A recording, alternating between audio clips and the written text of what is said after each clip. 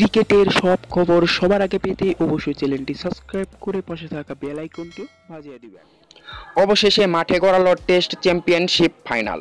বৃষ্টির কারণে একদিন ধুয়ে যাওয়ার পর অবশেষে মাঠে গড়িয়েছে বিশ্ব টেস্ট চ্যাম্পিয়নশিপের ফাইনাল ম্যাচ।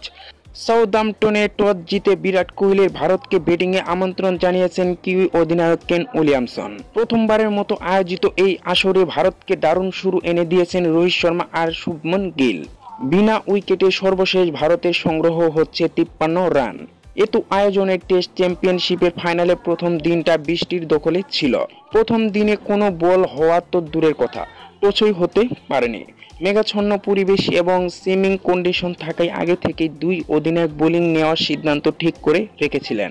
সুনীল গাভাস্কার, অমিত মিশ্রা বিরাট কোহলিকে পরামর্শ দিয়েছিলেন সুইমিং পিচে একজন অতিরিক্ত পেসার নিয়ে নামতে।